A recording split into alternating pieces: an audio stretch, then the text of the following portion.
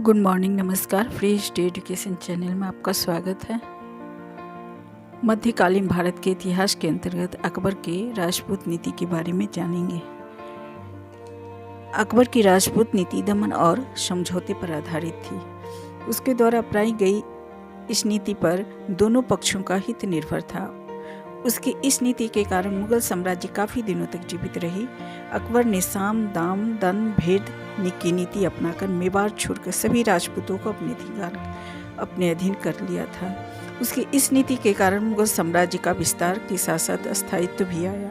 तो चलिए आज हम राजपूत नीति के बारे में जानते हैं अकबर के। प्लीज़ हमारे चैनल को सब्सक्राइब कीजिए। वीडियो देख के पसंद आए तो लाइक और शेयर जरूर कीजिए। अकबर पहला शासक था जो राजपूतों को शत्रु नहीं मित्र बनाया।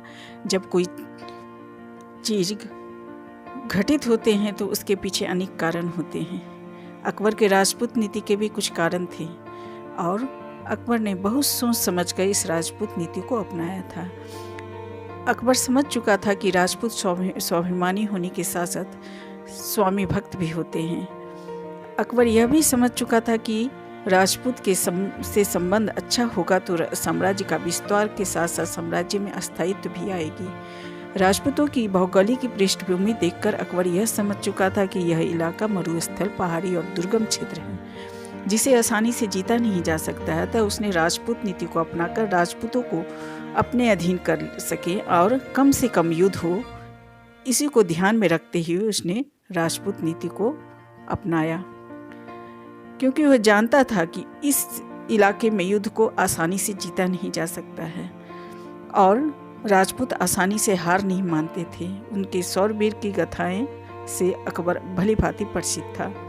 अकबर के वंशज मध्य एशिया से आए थे और भारतीय ऐसे विदेशी समझते थे। स्थानीय लोग राजपूत की शक्ति को समझते थे और राजपूतों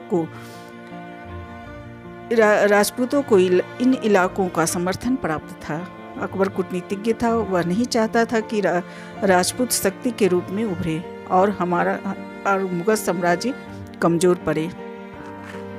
अकबर जानता था कि साम्राज्य अभी सुदृढ़ नहीं हुआ है। मुगल साम्राज्य को सुदृढ़ बनाने के लिए राजपूतों का सहयोग और समर्थन जरूरी है। अतः अब उसने राजपूत नीति को अपनाया। अकबर की राजपूत नीति 3 बातों पर आधारित थी: विवाह, मित्रता और युद्ध।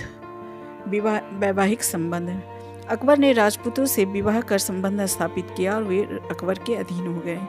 दूसरा, कुछ राजपूत राजाओं के साथ विवाह तो नहीं किया, लेकिन वहाँ के राजाओं ने स्वेच्छा से अकबर की अधीनता स्वीकार कर ली और मित्रता स्थापित हुई। तीसरा, वे राजपूत राजा थे जो स्वेच्छा से अकबर की अधीनता स्वीकार नहीं किए।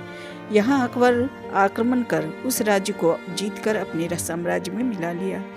इस तरह अधिकांश राजपूत राजाओं के राज्य को वह अपने साम्राज्य में मिला लिया था। अकबर की अधीनता स्वीकार करने वाले शासकों के आंतरिक मामलों में अकबर हस्तक्षेप नहीं करता था। अकबर की अधीनता स्वीकार करने वाले शासक अकबर को वार्षिक कर देते थे और दरबार में आकर उपहार भी देते थे।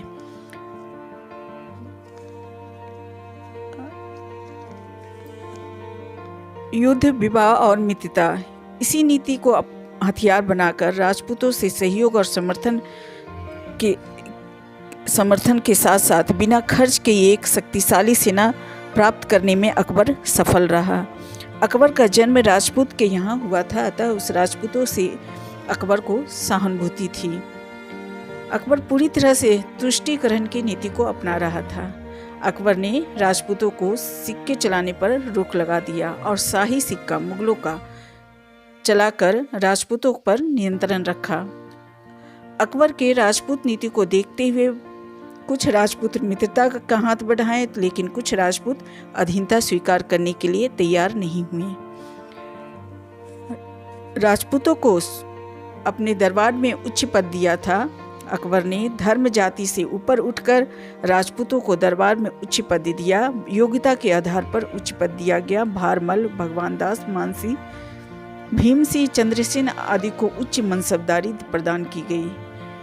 मानसिंह को 7,000 का मनसबदार दिया गया, जो उस समय सिर्फ राजकुमार को दिया जाता था। अकबर ने राजपूतों से बहुमूल्य सेवाएं प्राप्त की। धार्मिक स्वतंत्रता। अकबर को धार्मिक स्वतंत्रता प्रदान किया राजपूतों को। सैनिक अभियान के दौरान धार्मिक स्थल को तोड़ना बंद किया। सभी को अपनी इच्छानुसार धार्मिक पूजा पाठ करने की स्वतंत्रता दी गई। अनेक धार्मिक प्रतिबंध को समाप्त कर दिया गया। उसने अपनी राजपूत नीति द्वारा हिंदू मुस्लिम में समन्वय स्थापित किया। उसकी राजपूत नीति सफल रही। अकबर ने राजपूत स्त्री से विवाह तो जरूर किया, लेकिन उन्हें कभी धर्म परिवर्तन के लिए बाध्य नहीं किया। उसने उसके इस नीति के द्वारा अपने साम्राज्य का विस्तार किया और साम्राज्य में स्थायित्व लाया। आगे चलकर वो एक महान मुगल बादशाह कहलाया। थैंक्स। प्लीज़ हमारे चैनल को सब्सक्राइब कीजिए। वीडियो पसंद आए तो लाइक और शेयर ज़रूर कीजिए। थैंक्स।